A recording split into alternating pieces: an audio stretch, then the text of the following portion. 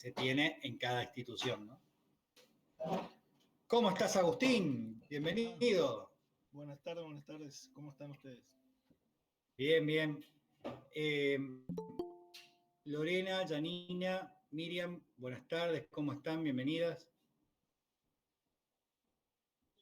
Buenas tardes, profe. Buenas tardes.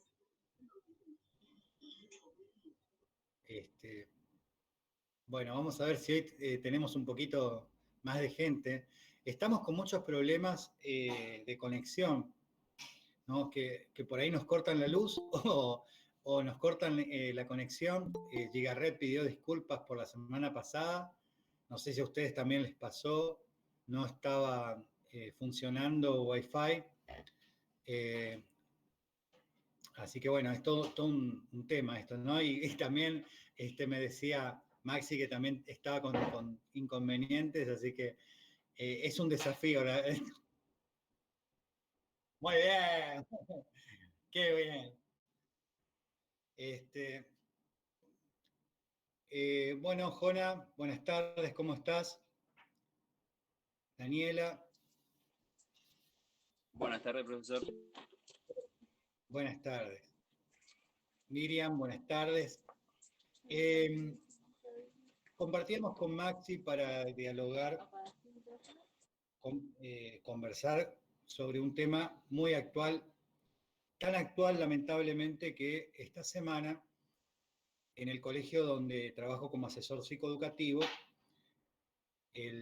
hoy es viernes, el día miércoles a la noche se suicidó un adolescente del colegio, digamos, ¿no?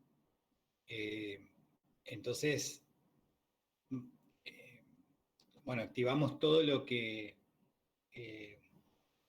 las cuestiones que se podían hacer a posteriori, digamos, y me parece interesante ver qué le compete al el equipo psicoeducativo ante la situación propiamente de suicidio, digamos, ¿no? La modalidad que yo le decía a Maxi, hablábamos, Corrientes tiene un porcentaje muy alto de suicidio. No sé cómo está Chaco con el tema del suicidio. Y en el interior es más alto el índice de suicidio en el interior que en capital. Cosa por ahí rara, porque a veces, por ejemplo, en Córdoba capital, entre el 80 y el 90 tenía un índice muy alto, uno de los índices más altos de la Argentina, entre los 80 y los 90. Hoy está bastante distribuido, pero Corrientes tiene un índice alto. Y sobre todo de adolescentes. También conversábamos con, digamos, algunos profesionales, que hay mucha coincidencia cuando hay en la familia alguien de las fuerzas, ya sea policía, gendarme, ejército, y en la familia normalmente los intentos de suicidio o suicidios se producen con las armas reglamentarias, digamos, de la familia.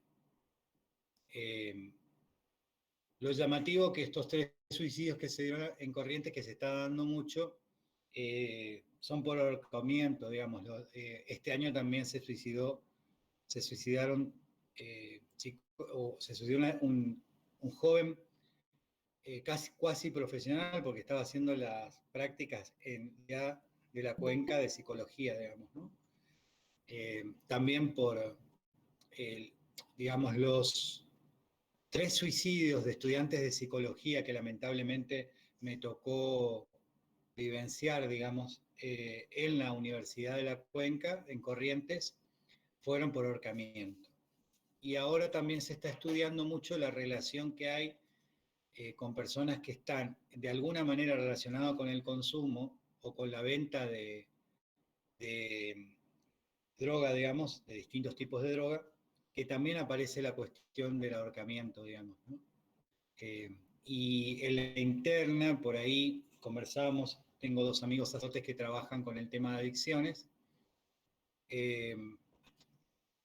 gente que ha recibido amenazas de que si no se mata a él, van a matar a la familia. Entonces, normalmente es muy significativo el que esa gente se suicide con cables de algún tipo, pero ahorcados, digamos, ¿no?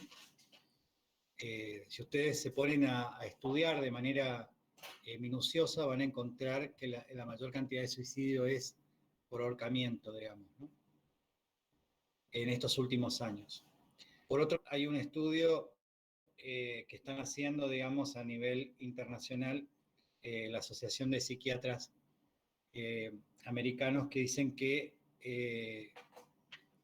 hay que tener un cuidado muy particular cuando termine el periodo de pandemia, ¿sí? de cuarentena. Va a ser un momento también factible de más intentos de suicidio. No es para desalentarlos o para hacer una lectura drástica, le estoy compartiendo lo que se está estudiando y sobre todo cada uno de nosotros en los distintos lugares donde nos toca estar, ver qué podemos aportar, digamos, ¿no? Bueno, esto un poco de lo que queríamos compartir. No sé si alguno de ustedes, Lorena, ha estado en los colegios, alguna cuestión también de este tipo. Sí, primero, profe, les quería preguntar si hay tantos suicidios en la provincia de Corrientes, ¿por qué esto no se toma a nivel ya de superior y si tienen estadísticas, ¿por qué no se hace una prevención en cuanto a esto? ¿Por qué no se va trabajando esas cuestiones? Segundo, la relación, usted decía recién, de aquellas familias que tienen algún familiar que tenga relación con las Fuerzas Armadas. ¿Será tan así? Para con mí las yo fuerzas, no con más nada, al con tema las de fuerzas. las drogas. Me pasó hace 2 años atrás, nosotros teníamos una joven de 23 años que consumía, pero ella trabajaba en el jardín, era serena, y también se ahorcó. La mayoría de los que consumen, sí, los que no tienen los medios suficientes como para utilizar otro tipo de herramientas para quitarse la vida, lo hacen a través del ahorcamiento, que es lo más cercano que tienen. Otros van hasta corriendo y se tiran directamente del puente. Me parece que tendríamos que usar más Sí, la prevención que trabajar después a posterior. lo que pasa es que ahí también, bueno, comenzamos un poco a hablar del tema, ¿no? Esto que vamos con Maxi. Tenemos planteos amplios. Una cosa es lo que le compete a la cuestión propiamente pública, ¿sí? El colegio en donde yo estoy trabajando es, para aclarar, es de gestión privada con fondos públicos y es confesional, ¿sí? Hay otros que son, como decíamos, totalmente privados y otros que son totalmente públicos, ¿ok? Entonces, eso primero como para tener en cuenta. En lo que es público, en el tema del suicidio, supuestamente han establecido con el SECAP una cuestión de visita preventiva, pero no. Lo único que se hizo puntualmente es el teléfono del suicida, de prevención del suicidio, para que llamen un número que en Corrientes, por lo menos creo que en Chaco también está, digamos, es Tipo que las llaman y 24 horas. tengo ganas de matarme, el que se suicida lo tiene bien decidido. En realidad ahí viene toda una cuestión, digamos, que no podemos, que está en estudio, no podemos decir, bueno, como algunos por ahí dicen, la histérica nunca se suicida, en realidad toma medicamentos y si se suicida. No podemos establecer esos parámetros porque sí hay gente que antes de te llama por teléfono, ¿no? Tengo una experiencia personal en eso, muy jodida. En el mismo año que un primo mío me llamó varias veces para hablar, antes de suicidarse, no dio conmigo, y un exalumno me llamó y estuvimos hablando 3 horas, hasta que justo llegó la hermana y él estaba con la reglamentaria de un familiar, y él me contaba y estaba jugando con las balas, o sea, eligiendo las balas, haciendo mientras hablaba conmigo. En ese momento yo no era psicólogo. O sea, yo sabía que lo tenía que retener en el teléfono lo más que pudiera. Entonces, no creo que podamos establecer un orden de solamente de que el que se quiere suicidar se suicida. Hay gente que tiene por ahí algunos momentos de decir, bueno, pruebo, si alguien me atiende y alguien me da un sentido, por ahí no lo dice así formalmente, no me suicido. ¿No? No se puede establecer una generalidad, pero sí, digamos, hay mucha gente con una determinada estructura que hace un pasaje al acto. No duda, toma la decisión, se tira al puente, se cuelga, sin pensar. ¿Sí? Por ahí porque está conectado, y esto lo hablábamos con Guillermo Lencioni, que digamos es un referente de la terapia dialéctica conductual que trabaja con trastornos del límite.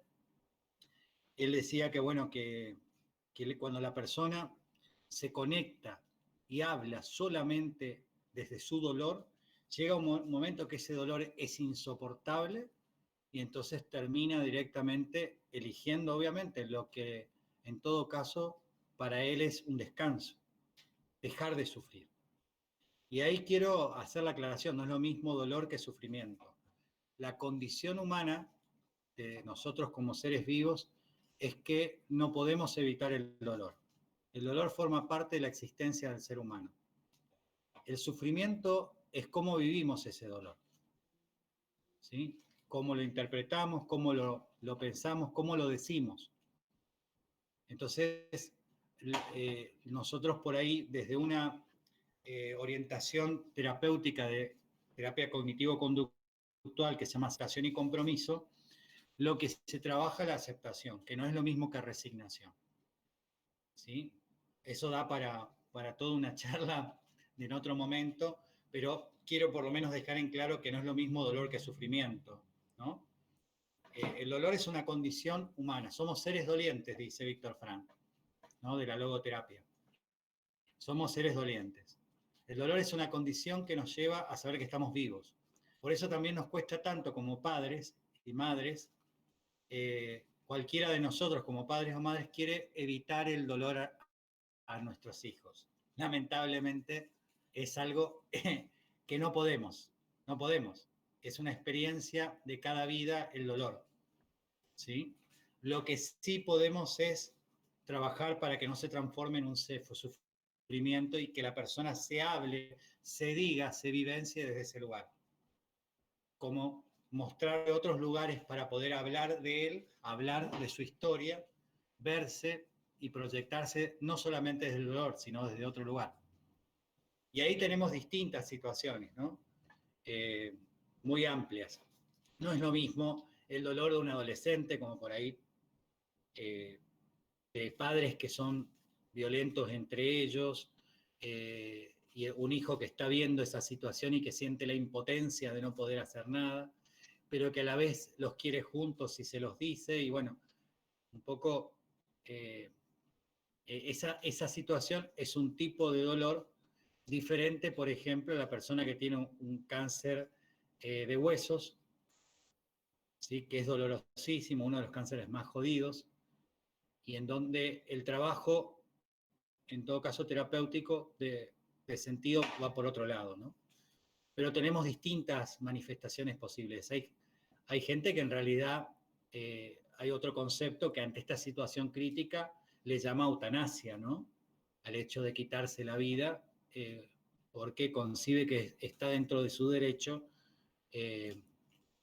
ante esta situación de que va a ser un cáncer doloroso, prefiere en uso de conciencia y sin dolor despedirse y morir como él quiere. ¿Sí?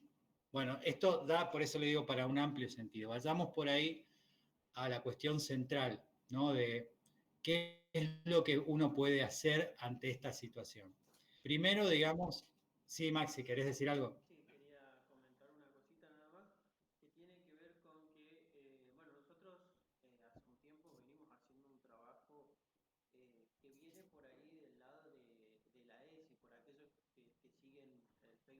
escuela o que son por ahí cercanos, saben que nosotros hace un tiempo venimos trabajando mucho en eso, y en ese contexto tuvimos también alumnos de secundaria participantes en foros de salud adolescente, encuentros que organiza el Ministerio de Salud junto con Educación. Y una de las alumnas que nos representó, es decir, a nivel provincial, en un encuentro nacional, llevó como temática justamente la cuestión de los suicidios en adolescentes.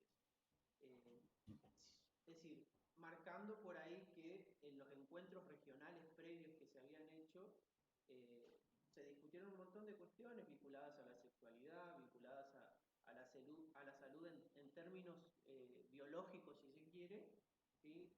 Pero no aparecía esta cuestión. Alumna que en algún tiempo, digamos, cuando cursó con nosotros, había transitado junto con nosotros también estas cuestiones que nos habían tocado de cerca. Muchos saben que, bueno, nuestros alumnos en secundaria muchas veces son golondrinas, van y vienen. Entonces, independientemente de eso, o de que estén o no cursando con nosotros, los consideramos nuestros, o alumnos de la escuela, digamos, no nuestros de pertenencia. Bueno, también habíamos transcurrido, digamos, dos situaciones así muy fuertes. Entonces, bueno, yo creo que por ahí venía la mano también, es decir, que había algo que nosotros no estábamos viendo, que nuestros estudiantes estaban viviendo, y que, como decía hoy Lorena por ahí, es decir, es difícil encontrar espacios de prevención o acciones de prevención. Generalmente siempre se trabaja como en el derecho, digamos, una vez que sucede el hecho. Y más allá de que, es decir, se planteen cuestiones referidas a, tanto como para el consumo problemático, otras cuestiones también, más allá de que se planteen encuentros, jornadas o actividades lúdicas o recreativas, muchas veces, digamos, es decir, no se pone en tela, en tema, digamos, la cuestión, a discutirla, digamos, con los chicos. Me parece que esa también es una cuestión que por ahí yo, bueno, pensando en esto que me viene a colación y lo que a mí me vino al momento que vos me planteaste la propuesta del día de hoy, tiene que ver con eso, digamos, que es aquello de lo que no se habla muchas veces y bueno, después se habla o se hace una vez que ya ocurrió. En esto, Maxi, por ahí, digamos, adicción y suicidio tienen esto mismo que normalmente llegan después ya, ¿no? ¿Qué es lo que en realidad se puede propiciar de los equipos sí? Primero que generemos espacios en donde, no digo un espacio físico solamente, porque algunos, no nos quedemos en la idea del gabinete, les pido por favor, digamos. No es el pensar que exista una piecita en un lugar donde hay gente a la espera, no. Pensar el generar espacios, el generar, por ejemplo, como decía por ahí Maxi, convivencias, talleres, en donde se pueda generar la reflexión en general, no específicamente del tema de vamos a hacer esto por el suicidio, vamos a hacer esto por la adicción, sino por ahí temas transversales que sabemos que son importantes. Hagamos un recorte. En la pubertad, trabajar con púberes y adolescentes, ¿no? Sabemos que propiamente hay un desequilibrio. Hay un autor Nobel y una autora Verasturi, no sé si escucharon alguna vez a Verasturi y Nobel, que hablan del síndrome normal del adolescente. Síndrome normal del adolescente. Es como decir, en un castellano accesible, una locura que pasa en una etapa, digamos. Un desequilibrio que sería normal en una determinada etapa. Y esa etapa es la etapa de la adolescencia, donde no solamente la pubertad y la adolescencia, donde se produce un desequilibrio y un dejar de ser para hacer otra cosa, y en esa transición, donde también tenemos los cambios corporales y también, digamos, la situación por ahí en donde se produce la crisis generacional y conflicto propio del adolescente, hay distintas, digamos, formas de actuar ante esta situación. Y sobre todo si a eso le sumamos que, digamos, los propios padres muchas veces ante estos cambios físicos son bastante jodidos. Hoy le llaman bullying, digamos, ¿no? Pero hay mucha violencia en esto de que, bueno, pega un estirón, ahora es más narigón, ahora es más orejón. Eh, todo ese abanico de situación que vive el puber y el adolescente debería ser acompañado por un equipo, ¿no? Generando espacios extra programáticos, no académicos. Diferenciar, digamos, el espacio propio del aula y generar espacios alternativos eh, y saber venderlos, digamos, hacer marketing de esos espacios. No que vayan como hacían en el gabinete, ¿no? Vos tenés que ir fulano a hablar con la psicopedagoga del psicólogo. No. Invitar, ver cómo hacemos para que los adolescentes hagan suyo ese espacio. Y eso también es un desafío, porque no existe eso. Y por otro lado, vuelvo al tema que hablábamos la otra vez. La legislación está presente para que las instituciones tengan equipos psicoeducativos, pero no hay una resolución en relación a los fondos. Entonces, ahí a nivel público estamos en esa contradicción, digamos, ¿no? Entonces, por ahí hay escuelas que a través de la cooperativa, a través de la gestión de determinados directivos que ven la forma de hacer convenios, inventan de manera muy creativa para salvar la situación. En su momento, por ejemplo, en el colegio de Barranqueras, en Chaco, lo que hicimos es que jóvenes estudiantes que estén haciendo las prácticas brindaran un servicio acompañado por profesionales, ¿no? Y que a ellos se brindaba como un certificado de práctica y de asistencia, hacíamos convenios con las universidades, y entonces, bueno, eso permitía el que se produzca, se genere un espacio. No digo que sea fácil, ahí está, cuando no hay recursos, buscar la creatividad de generar convenios, ¿sí? Moverse, pero no es fácil, no es fácil. No hay fondos públicos para los equipos. Sí hay, por ejemplo, lo que se conoce como, digamos, algo como nacional, pero que, digamos, vos pedís un servicio, por ejemplo, que vayan a visitarte y pueden tardar 2 meses en que el equipo vaya a visitar los colegios, ¿no?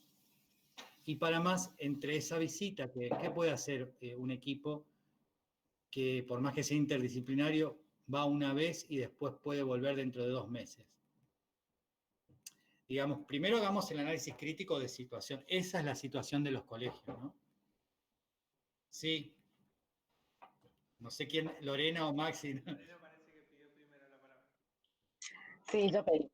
Primero, marcar esto que dice Maxi, que todos los chicos son nuestros chicos, no es que porque van a una escuela son nuestros chicos, todos los chicos, y eso lo tenemos que nosotros saber como seres humanos ya. Eso, a esta altura de la vida, cuando pasas los 20 años, ya tenés que saber que los hijos de los demás también son hijos nuestros. Segundo, ¿por qué esperar hasta que sea un adolescente? La tasa dice, hay estadísticas que dicen que se suicidan solamente los adolescentes o que nacen y ya son adolescentes. Cada ser humano tiene una trayectoria, está en nosotros, si es que la familia no tiene los recursos o por ahí no se da cuenta en el trajín de trabajar todo el día, de ocuparse de otros asuntos, no puede ver que ese chico está con algún tipo de necesidad especial en el caso de que sea un adolescente, pero también tenemos muchas mujeres grandes que determinan acabar con su vida, muchos hombres también, y eso es lo que quería preguntar también, si estos chicos que se suicidaron no son adolescentes. Me está diciendo que hay uno que estaban estudiando ya en el terciario, en la universidad, son jóvenes, ya pasaron el periodo de cambios de este recorte de síndrome normal del adolescente. Entonces, por ahí si nos enfocamos en mirarlo al ser humano como en toda su integridad, podemos rescatar y no esperar a que sucedan las cosas. Esa es mi humilde opinión. Primero, quiero, por ahí se pudo malinterpretar.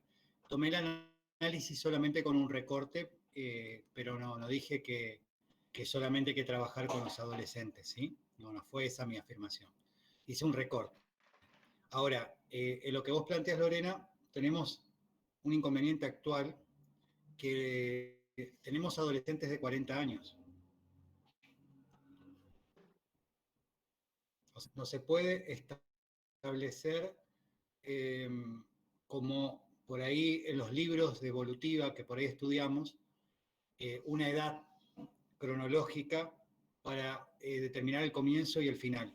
Lamentablemente, por determinados sucesos sociales, muchos autores hoy hablan de adultocentes, ¿sí? Y que a la vez, como son adultocentes padres, ahí viene un gran conflicto por ahí cuando se encuentra el adolescente de una edad que nosotros entendemos como que es propia del adolescente, con un padre adultocente. O sea, la problemática es más compleja que pensarlo, digamos, a nivel cronológico. Sí, yo estoy haciendo un recorte de análisis porque si no, nos expandimos demasiado. La idea es que el equipo psicoeducativo esté presente desde edad temprana. Me has escuchado hablar con anterioridad, sobre todo cuando hablábamos de orientación vocacional, otro tema, y lo que se veía, digamos, como debilidades o deficiencias de las generaciones que estaban viniendo sin potenciar el razonamiento abstracto y el razonamiento verbal, y yo afirmé por estudios de que era necesario comenzar a trabajar con el nivel inicial, porque estábamos llegando tarde. O sea que aclaro esto porque me parece que por ahí se puede malinterpretar mi afirmación. Yo no dije que teníamos que trabajar solamente con los adolescentes. Hice un recorte necesario porque mayormente el porcentaje mayor está en esa edad, sobre todo en Corrientes, y porque el caso de esta semana, los dos casos fueron adolescentes. Hay un adulto que se suicidó también. Los tres se suicidaron por ahorcamiento, pero son dos adolescentes los que se suicidaron. Estamos hablando de 15 y 17 años, ¿no?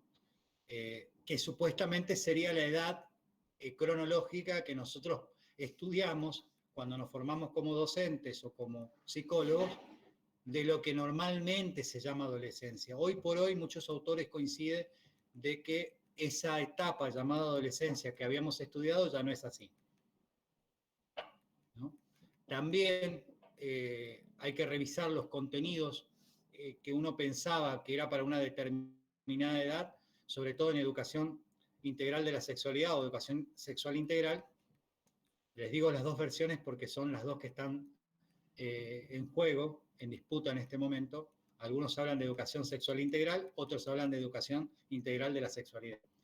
El orden sí tiene consecuencias de visión epistemológica, antropológica y en caso también teológica, digamos, diferente. Y algunas cuestiones que algunos pensaban que eran programados para una determinada edad, en determinadas comunidades hay que adelantarse.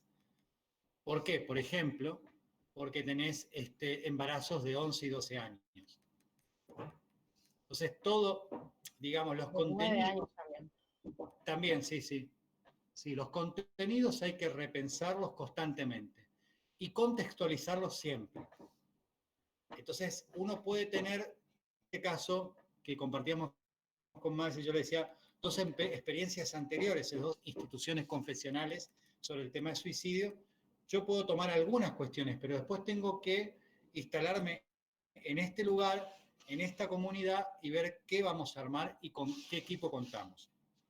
Nosotros tenemos en el colegio otro colega psicólogo, una docente integradora y una voluntaria madre que es trabajadora social. Con eso, con ese equipo es lo que tenemos que armar una estrategia, un protocolo de acción ante esta situación. Lo primero que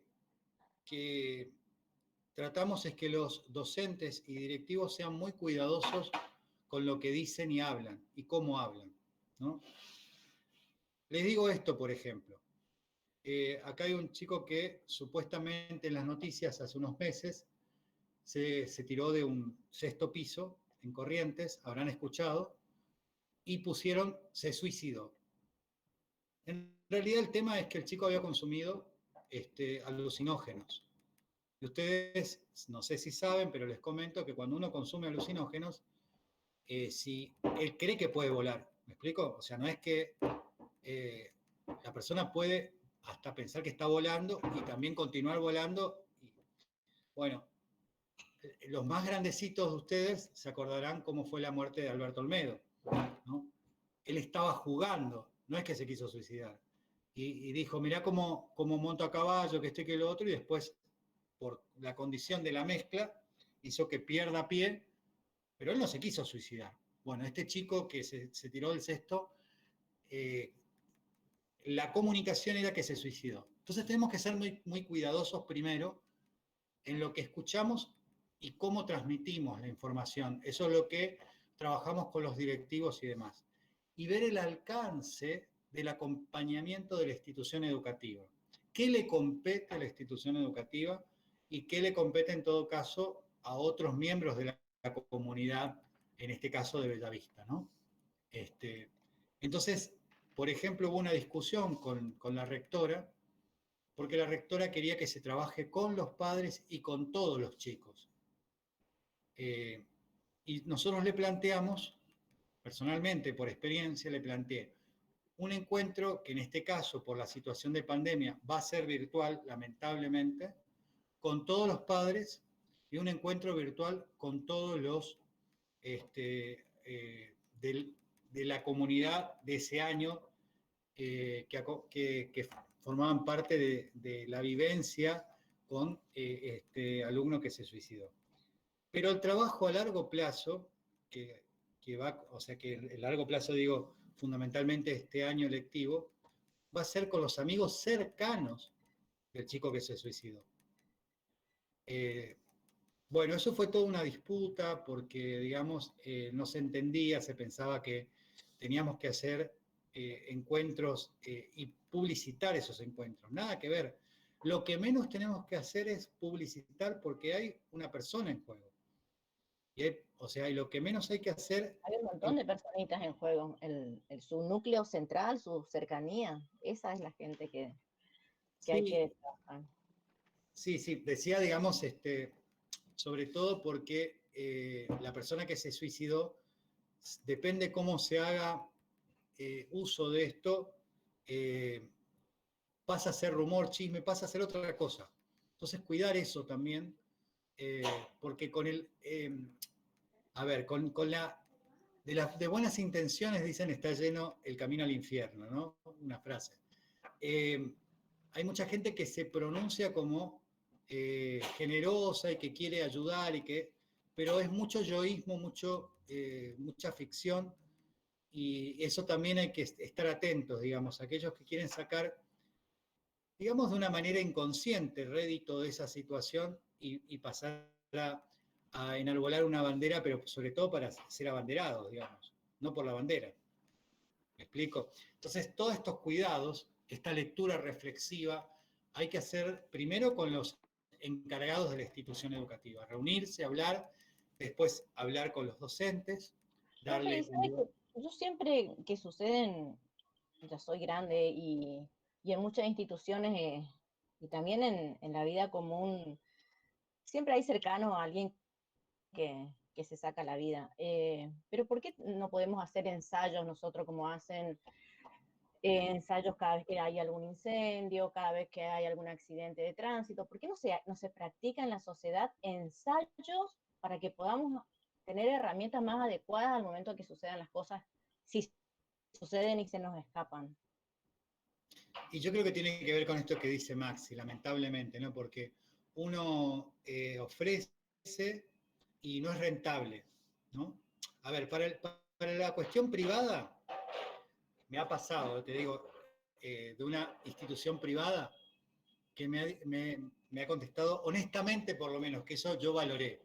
Me dijo, mira, todo bien, pero yo prefiero invertir en el marketing porque si no mi competencia me va a sacar los alumnos. Y si tengo que elegir hoy entre hacer prevención, en este caso era para la adicción, digamos, ¿no? Porque veíamos que estaba presente en un colegio privado, totalmente privado. Prefiero invertir en el marketing. Y que bueno, que los padres vean con qué profesional van a trabajar, qué van a hacer con sus hijos. Uno ofrece, Lorena, pero lamentablemente a veces pasa esto, digamos, que tampoco, también viene lo otro, si uno lo hace de manera gratuita, ¿qué lugar ocupa? Porque es gasto de energía, gasto de tiempo también, digamos, ¿no? Eso uno lo puede hacer como gesto. Y a la vez uno se pregunta, si vos haces un encuentro como que se lo regalás o algo que le regalás tu tiempo, sabés que a la vez te puedes terminar siendo perjudicial porque abrís algo y dejás en espera y ¿qué pasa después con los chicos? ¿Qué pasa con, no importa la edad, ¿no? En este caso, ¿qué pasa con ellos? Es como que lo entusiasmás, le ofreces algo que después no lo continuás. Entonces, en los profesionales, en eso es muy, por eso muchos no hacen cosas a corto plazo, limitadas, porque saben que después puede ser peor, porque generan algo, abren una puerta y después le dicen a los chicos, se terminó, ¿no? Entonces, creo que tenemos que generar nosotros, todos juntos, reflexiones de ver que es una inversión y que en realidad, para no esperar que pase, tiene que es lo que cuesta, tiene que ver desde lo público hasta lo privado que es una inversión. ¿Qué es una inversión?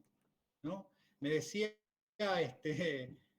hoy Cristian Garay que Estados Unidos tiene en investigación, los fondos en investigación, ellos solos lo que el resto de los países aportan, digamos, para la investigación.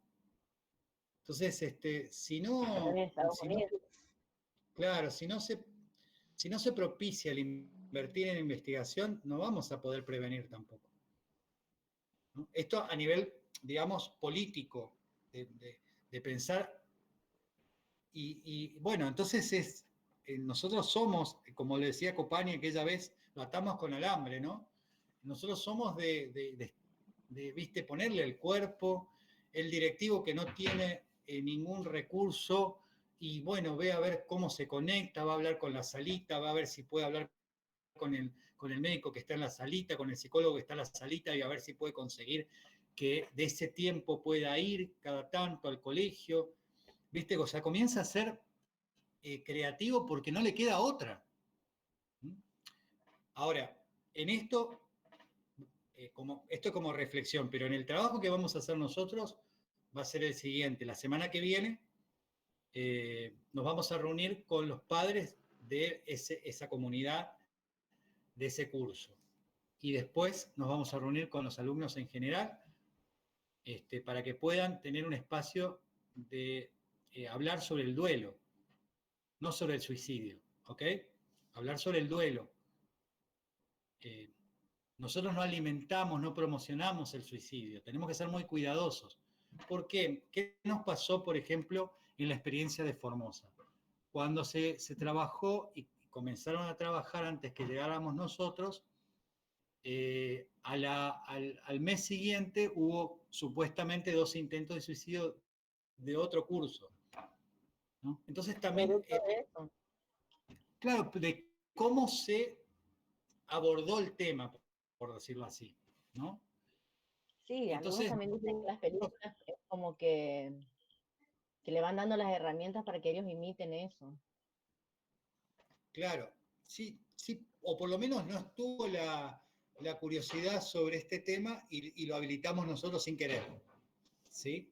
Entonces nosotros no vamos a hablar del suicidio, vamos a hablar del duelo, vamos a hablar de la muerte de un amigo, de la muerte de un compañero, no vamos a hablar del suicidio, ¿sí? Lo mismo, digamos, la mejor forma de hacer prevención no es hablar de la adicción, ¿sí?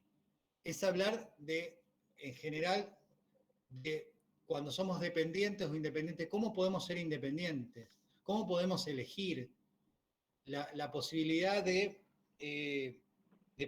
por ejemplo, un tema importante para los adolescentes, en los dos temas, en el tema de suicidio y en el tema de adicciones. La castración, ¿sí? Que la frustración no es fracaso, trabajar la diferencia entre frustración y fracaso, y la idea de lo importante que es la frustración para poder hacer de nosotros unas personas mejores, unas personas más sabias, porque todos tenemos problemas, todos pasamos por momentos de dolor, pero lo importante es que aprendemos de eso, o sea, o qué nos quiere enseñar eso. Y esa dinámica sí es la que podemos en los talleres o en las convivencias o en trabajos que uno lo adapta al grupo. Yo creo que desde nivel inicial hasta secundaria es muy bueno trabajar con talleres y con convivencias, ¿no? Por ahí con los docentes podemos trabajar pensando más bien en capacitaciones, digamos, ¿no? Donde haya momentos de intercambio, donde por ahí los docentes puedan hablar de qué les pasa a ellos con esto, ¿sí? Porque eso no hay que descuidar. El gran problema muchas veces es que nos ocupamos por ahí de los padres del chico que se suicidó. Pero los docentes también tuvieron una conexión y por ahí muchos sufren de preguntarse, ¿y si hubiese hecho tal cosa? ¿Cómo no me di cuenta? Entonces tenemos que habilitar ese espacio para que el docente también pueda hablar de esto y que no se transforme en una culpa, sino que quedemos en el tema de la responsabilidad. No es lo mismo culpa que responsabilidad. Entonces esto también trabajarlo. O sea que, y la graduación depende de lo que vamos testeando. Cuando le escuchamos al docente, hacemos un encuentro con todos los docentes de este alumno, ¿sí? Y ahí está también la habilidad del terapeuta, del psicólogo, del psicopedagogo, de la experiencia de ver hasta dónde, digamos, no está involucrado y hasta dónde ese dolor se puede transformar en un sufrimiento, y por ahí dice, bueno, trabajé con todo este grupo en general, pero con 2 o 3 me voy a tomar un tiempito más, voy a darle un espacio para hablar porque veo que, qué sé yo, ha pasado, ¿no? Ojo de buen cubero se llama eso. Exactamente, sí. Pero decir, por ejemplo, viste esto de murió el hijo adolescente y justo se suicida el alumno. Hay ya una cuestión anterior, entonces es importante que por ahí el directivo o el representante legal acerque al equipo si sabe ese antecedente, porque ahí hay algo a trabajar. Hace muy poco que murió el hijo, y entonces puede generar una cuestión de conexión mayor de este docente con esta muerte, digamos, ¿no? Que le trae a colación la otra muerte, ¿sí? Entonces todas esas cuestiones normalmente también es el aporte del trabajador social. El trabajador social en los equipos de instituciones lo que hace es indagar de la comunidad, del socioambiental, le llamamos nosotros técnicamente a lo que hace el trabajador social, ¿no? Entonces es una información que no solamente nos sirve de los docentes, sino también de los alumnos. No se hace, lamentablemente. Les digo, estamos hablando de algo que sería importantísimo. Vuelvo a repetir, ¿por qué no se hace? Y porque o la cooperadora o el representante legal ve cómo hacer para contratar a en este caso nosotros lo tenemos solamente en circunstancias de necesidad, nada más. Profe, ¿y no Que tienen no hay planes forma. como primera infancia en Corrientes? Porque Los programas primera infancia, bueno, da casualidad que es solamente para los nenes del nacimiento hasta los 5 años, creo. Pero este programa es para toda la Argentina. Y hay otros países en Claro, Latinoamérica como Paraguay, como Cuba, como Chile incluso, que tienen otros programas que abarcan y van hasta la casa, trabajan con 5 o 6 ministerios de educación, desarrollo social, salud, y van hasta la casa, pero tienen que articular con las instituciones educativas para que nosotros les facilitemos. Yo trabajo con ese programa. Aparte que nosotros como docentes también tenemos visita domiciliaria, se llama, donde el docente va a la casa, mira más o menos cómo vive, en qué condiciones vive. La mayoría hoy no lo hace porque o le roban en el camino o no están asegurados. Las escuelas de gestión social sí la suelen hacer, pero las que están en el yo centro o en de lo que yo Salvador. sé en Corrientes, eso mayormente lo hacen el nivel inicial. Primaria y secundaria no lo hacen. Les Y comento, no hay algo así para primaria y secundaria. les comento resumidamente nuestra experiencia, digamos, ante dos situaciones. Nosotros tuvimos relativamente de manera cercana dos episodios, uno de suicidio, en el cual, como decía hoy, la chica no estaba como alumna cursando con nosotros, pero decir, de igual manera nosotros, como les decía hoy, la consideramos parte de la comunidad. Y en el otro caso, sí, es un alumno que, bueno, tenía inconvenientes con, es decir, problemas de adicciones, pero no es un suicidio, sino que eh, al parecer, según los periódicos, por un posible ajuste de cuentas, le dieron 2 balazos en la nuca. Esto en un contexto, como muchos sabrán, de que nuestros alumnos eh, se encuentran generalmente en una situación muy vulnerable o son vulnerados en muchos aspectos. Eh, y en esta instancia tomó participación el Ministerio previamente de que nosotros solicitamos algún tipo de intervención o de acompañamiento. Eh, Esto consistió en un equipo interdisciplinario formado por 2 personas, una asistente social, si mal no recuerdo, y una psicóloga, eh, que son un equipo interdisciplinario de la dirección regional. O sea que imagínense que son 2 personitas encargadas para un montón de escuelas de toda la región 8. Eso también es otra cosa que nosotros tuvimos muy en cuenta. Eh, Realizamos un encuentro en el que justamente, como decía él, se trabajó sobre el duelo con el equipo docente, eh, pero fue una cosa que, bueno, a nosotros, a nadie del equipo alcanzó a llenar de ninguna manera, ni a, eh, buscando alguna forma, si se quiere, es que en ese momento, bueno, la escuela por ahí fue activando más cuestiones referidas al trabajo social que tiene actualmente. Eh, es decir, nosotros no teníamos ni un psicólogo ni una psicopedagoga. eh, a partir de, bueno, de la gestión, sobre todo de Daniel, pudimos contar con un psicólogo que es Alejandro y con Andrea, que nos acompaña desde ese momento. Eh, no solamente eso, sino también incorporar también un equipo de salud que luego se enganchó con el plan ENIA y con profes de la escuela que son asesores de salud y como promotores de salud a nivel provincial. Eh, y bueno, también instalar un espacio que es un espacio de asesorías que hasta el día de hoy se mantiene virtualmente, eh, que es asesorías de salud en general, digamos, pero es decir, se fue promocionando como un espacio de charla, de escucha, de todo tipo, digamos.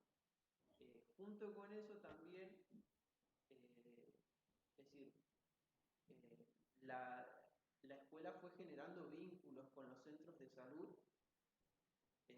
Hay algunos que tienen psicólogos, entonces en muchos casos que algunos alumnos solicitaron algún tipo de escucha o de atención, es decir, una acción inmediata se daba en la escuela, pero después, bueno, la escuela se encargaba de tramitar algún turno o de gestionar con algún centro de salud o algún profesional que esté cercano al domicilio. Y es un trabajo, digamos, continuo hasta el día de hoy. Pero, es decir, después, es decir, de la experiencia, digamos, que a mí me quedó de ese primer encuentro, fue solamente eso, digamos. Es decir, fue un momento en el cual nos hicieron tomar de las manos, cerrar los ojos y pensar en el duelo, que nos dejó mucho sabor a poco, digamos. Y bueno, en nuestro caso, es decir, nos sirvió para reinventarnos o nos permitió, digamos, la situación, nos puso en una situación de crisis de pensar en qué podemos, porque lo que queríamos era una respuesta o una salida siempre nosotros en las capacitaciones, en todo ese tipo de encuentros, decimos, bueno, ¿qué hacemos? Que alguien nos dé la receta. Y que no hay, digamos, pero me parece que, como decía Ilse, por ahí muchas veces va a depender también de que la comunidad educativa, a partir del equipo de gestión, directivo y demás, eh, piense en la institución como en un proyecto continuo que tenga de alguna manera espacios de trabajo sobre estas cuestiones de manera transversal. Sí, en esto, Maxi, por ahí puede pasar que nos ha pasado, que llegado un momento uno diga, ¿de qué estamos hablando? Si estábamos hablando del duelo, ¿no? Pero ¿qué pasa? Este detonante de lo que pasó por padres y docentes muchas veces suele pasar que aparecen otras cosas, ¿no? Lo no hablado, lo que estaba siendo sufrido antes del acontecimiento. Y bueno, y ahí te da la pauta en esto que, como vos decís, Max, es ahora poco porque es muy difícil, tenés que tener mucha muñeca para cerrar algo.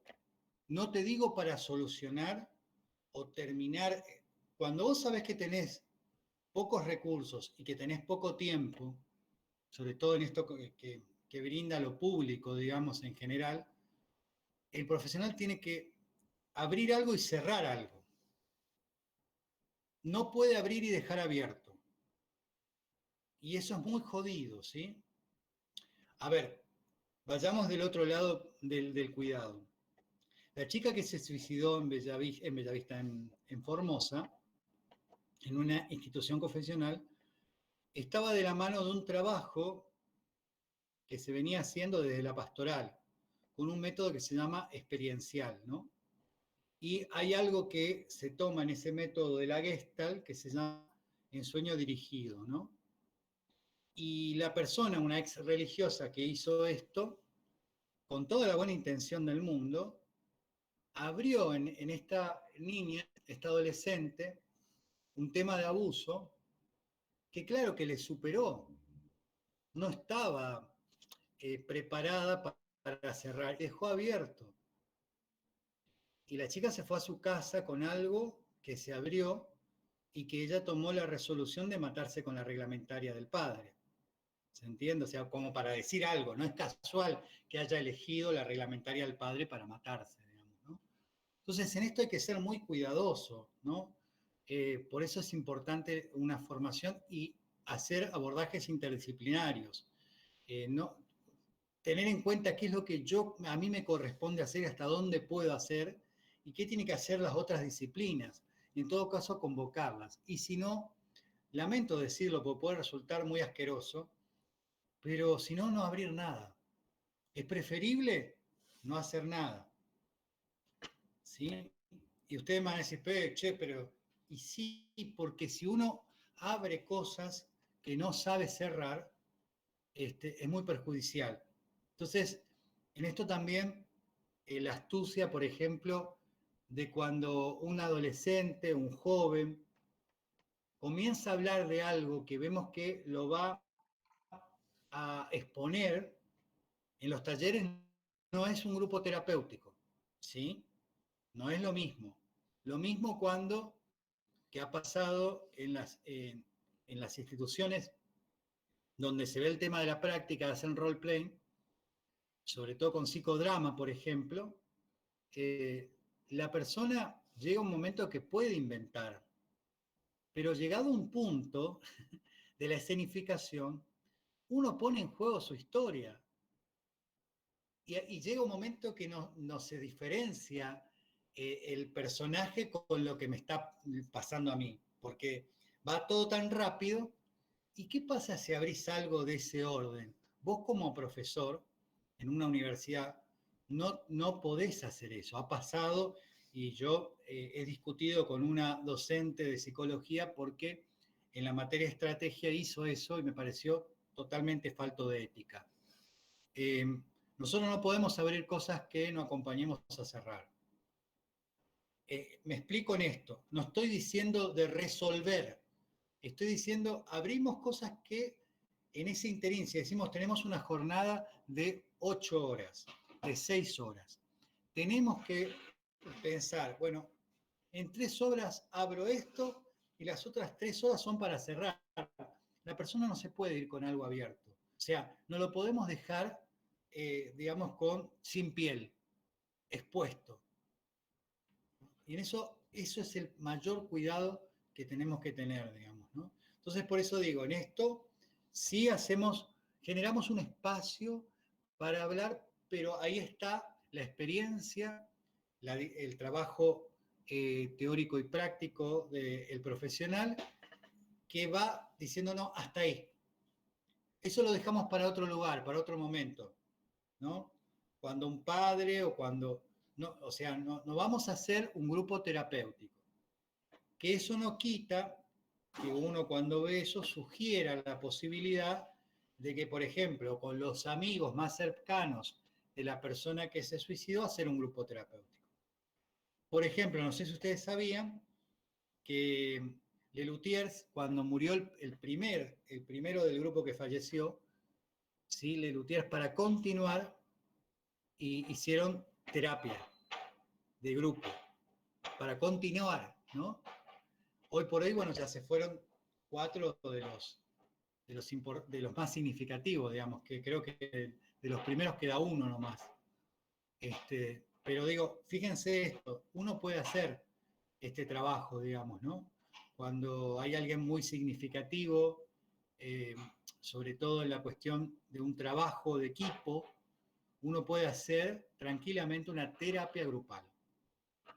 Pero no puede hacer en un taller una terapia grupal. ¿Se entiende la diferencia?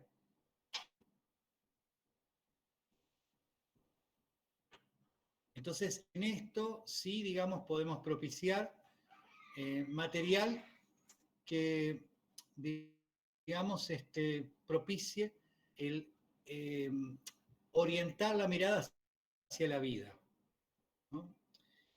Les cuento una intervención, por ejemplo, los casos más difíciles para mí son la muerte de un hijo, ¿no? Porque, digamos, nosotros estamos preparados dentro de todo, cronológica, biológicamente, para la muerte de un padre, pero para la muerte de un hijo no. No hay nombre para la muerte de un hijo, digamos, ¿no? Y en esto, digamos, por ahí una señora venía, digamos, a la sesión con la foto de su hijo fallecido, ¿no? Entonces, se me ocurrió como tarea, digamos, porque tenía 4 hijos más. Entonces yo le pedí que la próxima sesión, además de la foto de su hijo fallecido, que trajera las otras 4 fotos por separado. Y comenzamos a trabajar a través de las fotos, ¿no? porque si no iba a pasar, que en muchos casos pasa, de hacer en la casa un altar para el hijo muerto y todos los otros hijos parece que ya no están tampoco, ¿no? Porque esa madre murió con esa muerte. Pero están los otros hijos. Entonces nosotros tenemos que poder orientar la mirada a los otros hijos que están, ¿no? Que no, o sea, no que olvide a este hijo, sino que integra a este hijo junto con los otros hijos que todavía están, ¿no? Y Es un trabajo tremendo. Yo me pongo en ese lugar y haría exactamente lo mismo que hizo esa mamá. totalmente, sí, sí.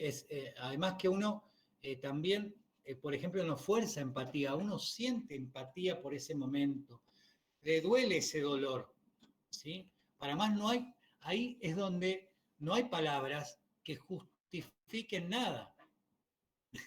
Entonces ahí lo que trabajamos es la aceptación y normalmente trabajamos con signos, ¿no? Vieron que el ser humano, el punto de la palabra es lo simbólico, pero lo simbólico no se agota solamente en la palabra. Entonces, bueno, establecemos tareas que tengan que ver con rituales, con celebraciones, y desde ahí vamos trabajando este proceso de aceptación, ¿sí?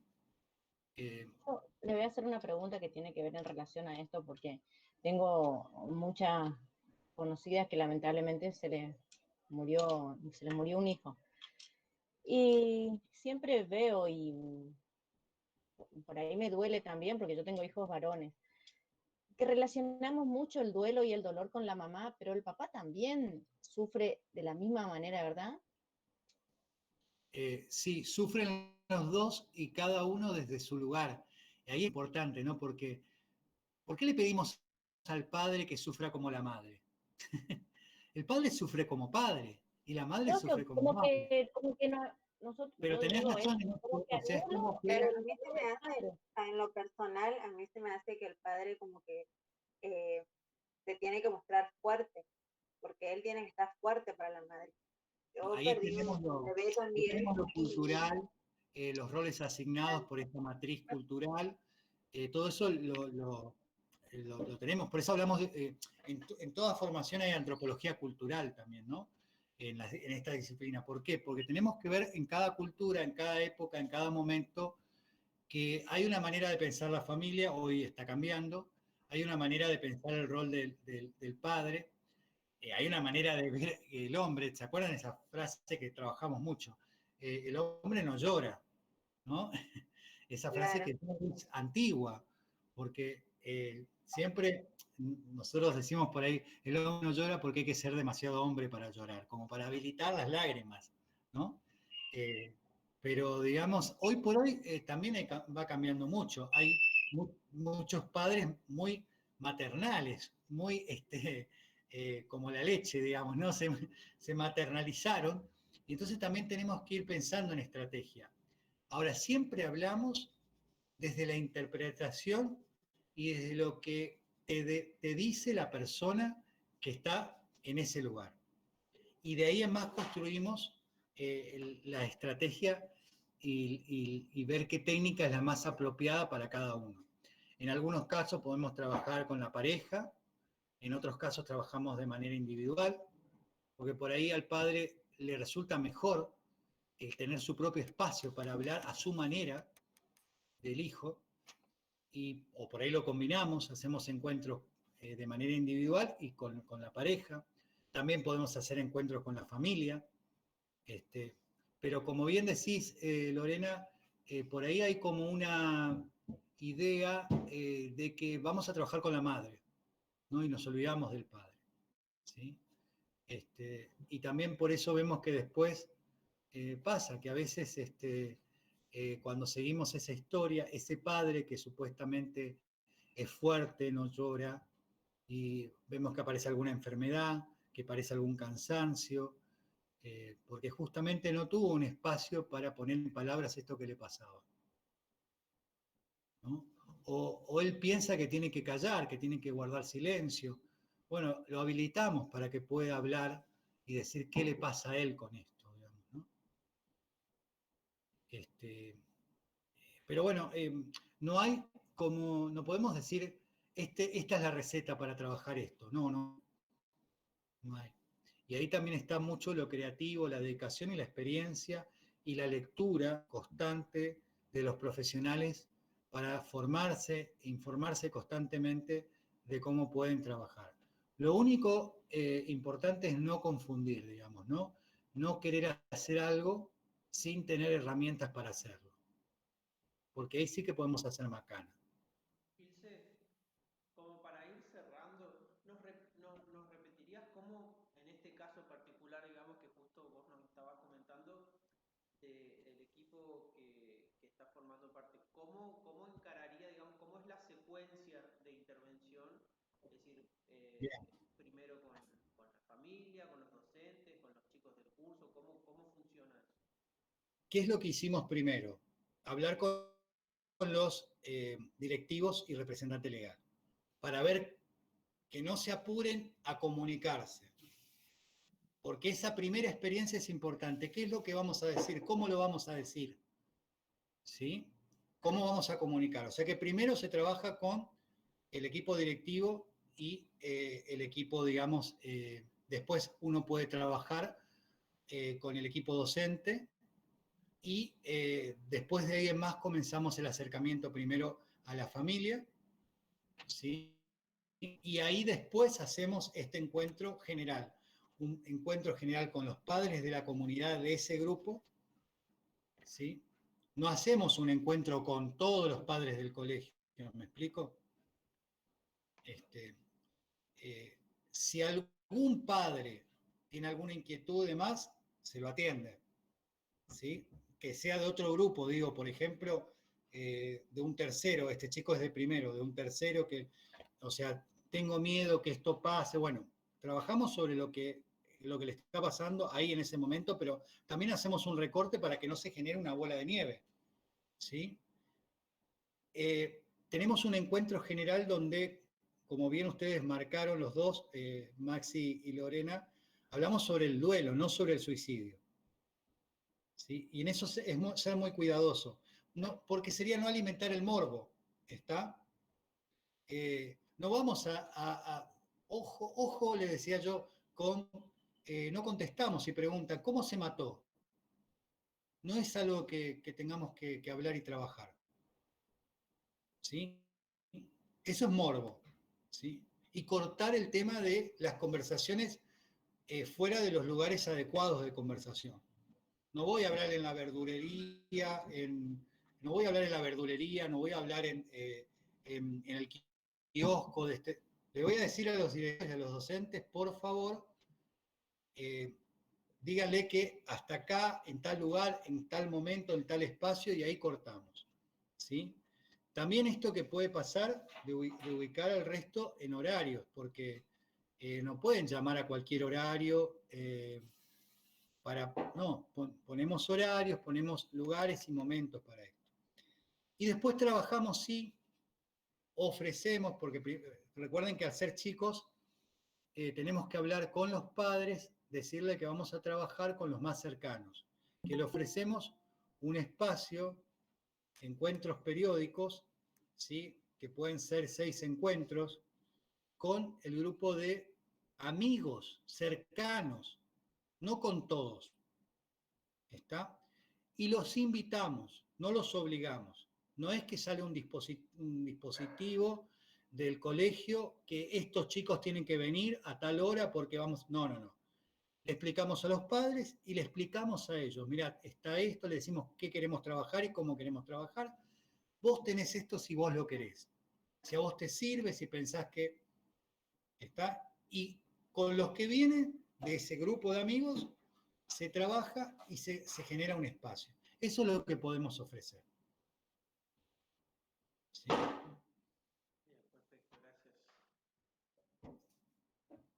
Puede haber otras, ojo, no estoy diciendo es así como se trabaja, estoy diciendo cómo estamos por trabajar nosotros. Claro, yo quería por ahí que nos cuentes resumidamente cómo sería el plan de acción, digamos, en este caso Sí. que vos comentás. Eso sería en este caso, ¿sí? En este caso, la trabajadora social va a ir a hacer la visita, ¿sí? A la familia por si necesitan algo y demás, y nos va a traer la información. Vieron que yo les dije que tenemos una trabajadora social que sería como voluntaria más que todo para determinados casos. En estas situaciones vamos a hacer uso de eso. ¿Qué otros profesionales integran el equipo? Un psicólogo y una, como es, docente integradora. Eso es lo que tenemos en este colegio, ¿no?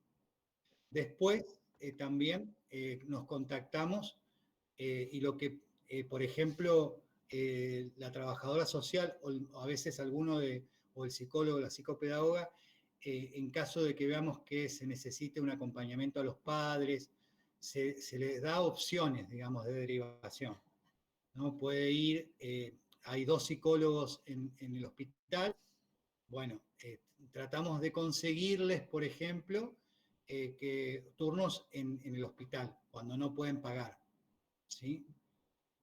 También, y esto es muy cuidadoso, nosotros como equipo nunca derivamos a un solo profesional.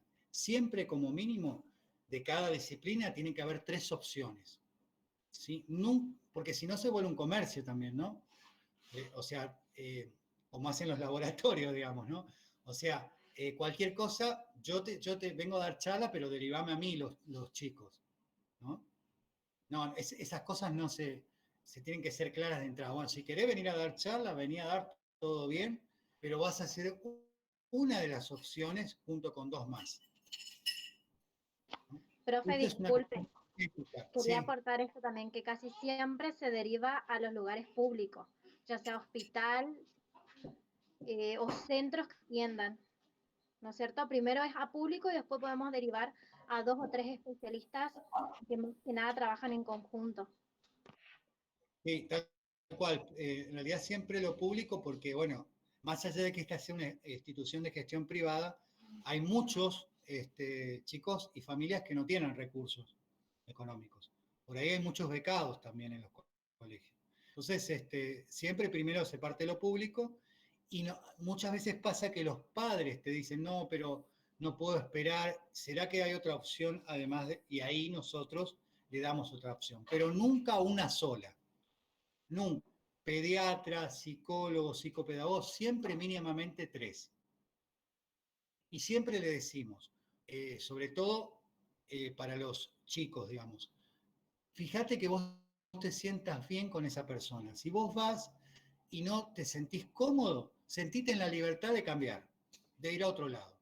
No te quedes por obligación ahí, porque lo primero que tenés que sentirte es cómodo con el profesional que está enfrente tuyo y sentir que podés confiar en ese profesional. No importa de la disciplina que sea.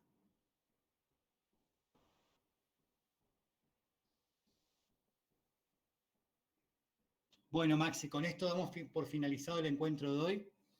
Cualquier cosa, también estamos en contacto y nos veremos el viernes que viene, Dios mediante. Por ahí si quieren ustedes establecer alguna sugerencia de algún tema que quieran retomar o tocar, le avisan a Maxi, él se comunica conmigo y lo pensamos en el transcurso de la semana. ¿Ok? Bueno, un abrazo virtual para ustedes. Que tengan un buen fin de semana. Nos vemos, gente. Gracias por todo. Hasta luego. Hasta luego.